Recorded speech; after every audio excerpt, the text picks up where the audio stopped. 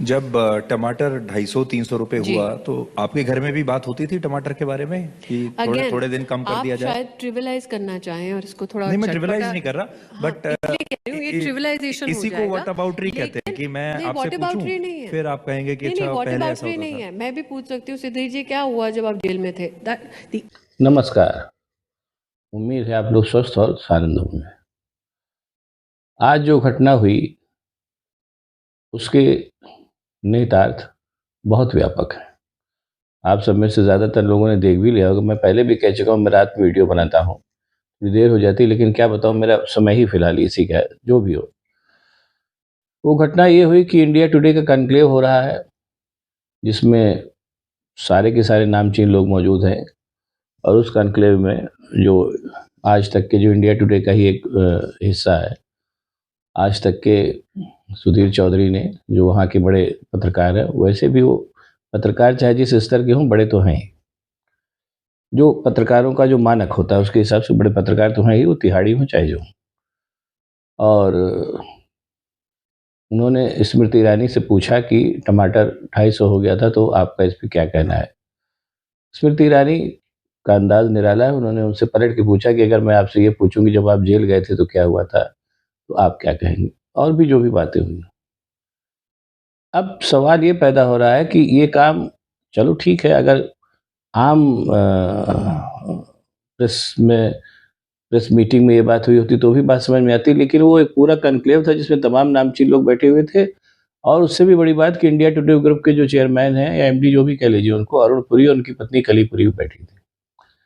मतलब संक्षेप में कहें तो स्मृति ईरानी ने मालिकों के सामने ये बता दिया कि अब आप वॉच डॉग नहीं, डॉग हो गए।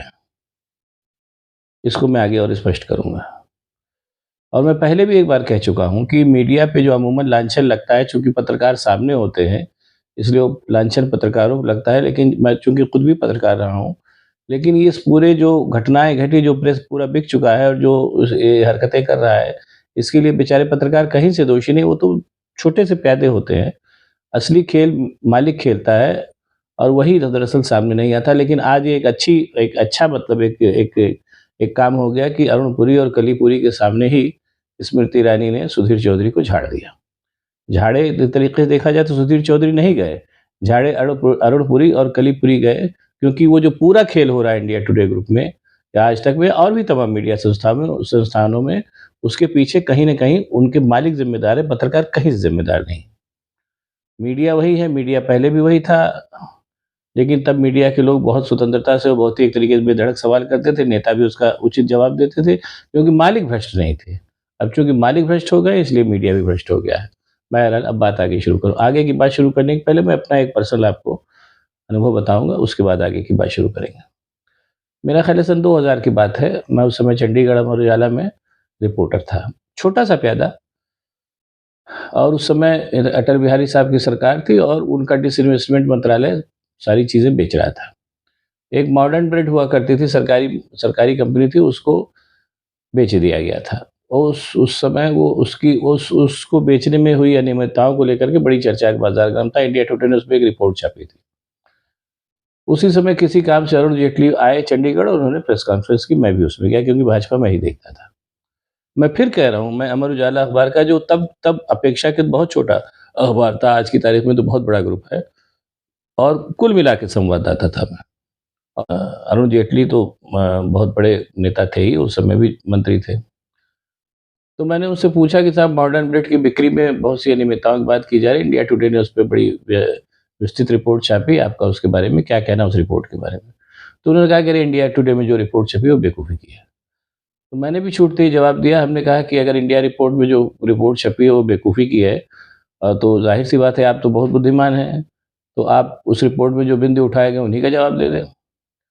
बहरहाल जवाब तो अरुण जेटली ने नहीं दिया, वो दूसरे पत्रकार की मुखातिब हो गए, लेकिन उन्होंने मुझे भी कुछ नहीं कहा और उस सवाल को वो टाल गए। अब ज़रा आज से 20 साल के पहले के माहौल की तुलना आज से करिए। अगर आज का माहौल होता तो अरुण जेटली मुझे पता नहीं क्या-क्या कहते, और अमर उजाला से तो मैं निकाल ही दिया जाता, या हो सकता है ना निकाला जाता, क्योंकि अमर उजाला एक अलग टाइप का अखबार है। लेकिन बहरहाल कुछ न कुछ तो नुकसान मेरा हुआ ही होता। जो कहीं कुछ नहीं नुकसान नहीं हुआ, अरुण जेटली ने ही सवाल को टालना मुनासिब समझा, क्योंकि तब प्रेस प्रेस था और नेता नेता था। अब आइए बात को फिर से शुरू करते हैं। मैं पहले भी एक आध बार कह चुका हूँ, आज फिर बता रहा हूँ कि प्रेस की संस्थापना अंग्रेज़ों ने जैसे बहुत से इंस्टीट्यूशंस बनाए, उसी में एक इंस्टीट्यूशन प्रेस भी था। प्रेस मतलब मीडिया, मीडिया मतलब मध्यस्थ जो आम जनता और सरकार के बीच में पुल की भूमिका निभाता था। सरकार की मजबूरियाँ या सरकार की नीतियाँ जनता को बताता था और जनता की जो कष्ट थे या जो शिकायतें थी वो सरकार तक पहुँचाता था। ये स्थिति लंबे समय तक चली और प्रेस ऑलमोस्ट अपेक्षाकृत स्वतंत्र भी रहा है, एक इमरजेंसी के चैप्टर को छोड़ दे तो। और कुल मिला के सब ठीक-ठाक था और नेता भी उसके साथ उचित व्यवहार करते थे। ऐसा नहीं था कि प्रेस तब भ्रष्ट नहीं था, प्रेस तब भ्रष्ट तब भी भ्रष्ट था, लेकिन दाल में नमक के बराबर। और इसीलिए उसको वॉच डॉग बोलते थे प्रेस को, ये वॉच डॉग है। एक उसको चौथा खंभा तो बोलते ही थे, साथ ही साथ वॉच डॉग भी बोलते थे। ये सिलसिला लंबे समय तक चला, लेकिन धीरे-धीरे सन 80 के बाद से प्रेस के लोगों ने बिकना शुरू किया और ये समझ लीजिए कि वो प्रोसेस जो था वो सन 2000 तक ऑलमोस्ट कंप्लीट हो गया। ऐसा नहीं है कि नरेंद्र मोदी जो कर रहे हैं वो पहले नहीं होता था, ना, ना ऐसा नहीं है। ऐसा बिल्कुल मत समझिएगा। ये प्रक्रिया काफ़ी पहले शुरू हो गई थी। पहले दाल में नमक के बराबर थी, फिर नमक की मात्रा धीरे-धीरे बढ़ती गई और अब तो खैर पूरी दाल ही नमक हो गई।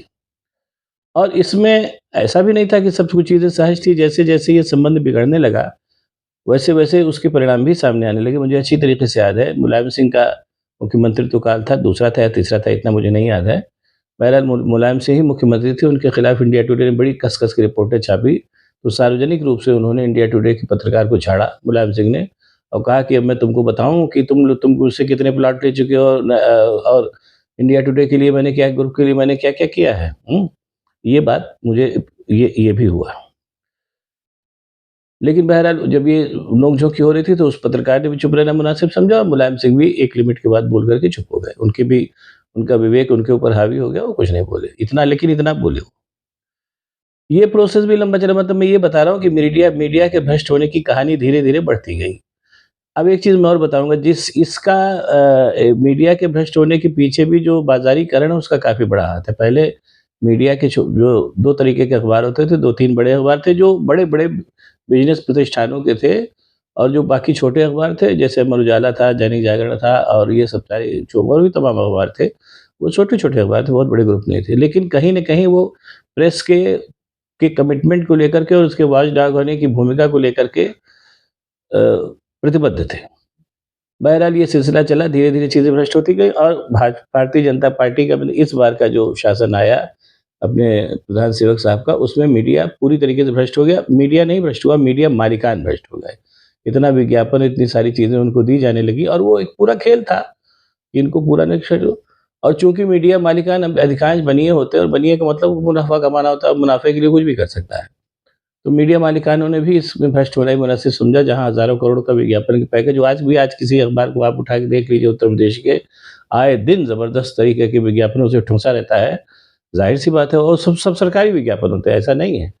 यानी ज़ाहिर-सी बात है कि हज़ारों करोड़ का पैकेज तो हो ही रहा है और सरकारें भी, हालाँकि मीडिया इसमें फ़ायदा उठा रहा है और सरकारें भी उसमें फ़ायदा उठा रही हैं। उनको लगता है कि मीडिया में छाप करके हम बने रहेंगे, जबकि ऐसा है नहीं।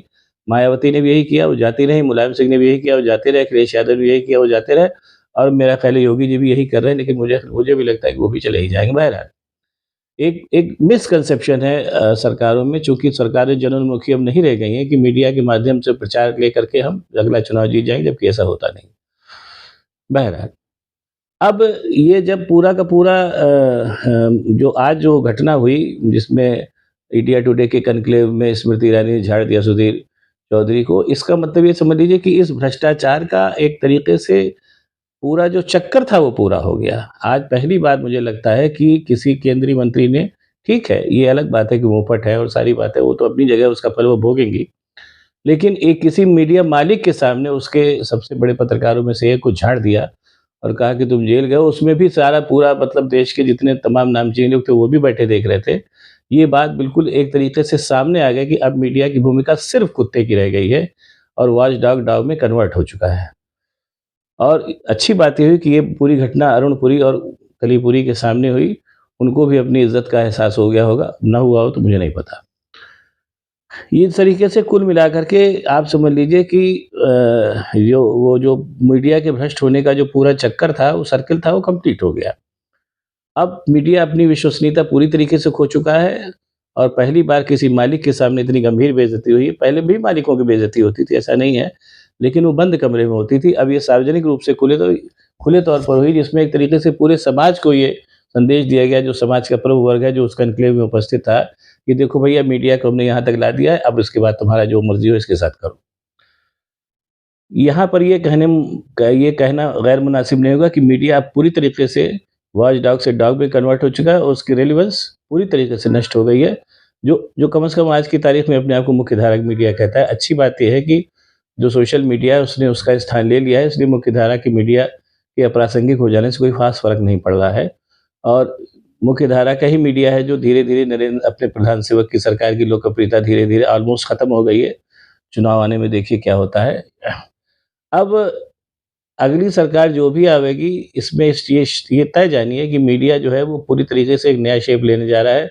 मुख्यधारा की मीडिया धीरे-धीरे अप्रासंगिक हो गया है और उसके साथ आने वाली सरकार, इस बार मीडिया ने जो जो रोल प्ले किया है, इतना तय जानिए कि आगे आने वाली सरकार अगर भाजपा से इतर होगी, तो मुख्यधारा की मीडिया के दिन ये मान के चलिए कि गिने-चुने हो जाएँगे और आज की तारीख में जो अंजना ओम कश्यप, वो तमाम जिनके तमाम नाम लिए जाते हैं, बड़े-बड़े पत्रकार जो हैं, जो तथाकथित बड़े-बड़े पत्रकार हैं तो सब वो सब मोटे तौर पे तिहाड़ी ही कहिए उनको। उनके सबके भी बड़े दुर्दिन शुरू हो जाएँगे, मीडिया मालिकों के तो खैर होंगे ही और ये होना भी चाहिए। जो माहौल उन्होंने बनाया था वो उसमें उनका ये हश्र होना ही चाहिए।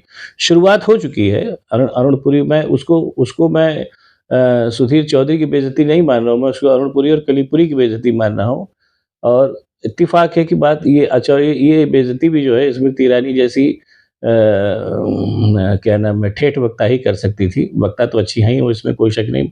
महिला और के तौर पे वो चाहे जैसी हों, मंत्री के तौर पे चाहे जैसी हों, लेकिन वक्ता वो ठीक है, इसमें कोई शक नहीं है। और उन्होंने अपने ठेठ अंदाज़ में आज झाड़ दिया और वो झाड़ मैं फिर कह रखा है कि इस बात को ख़त्म करूँगा।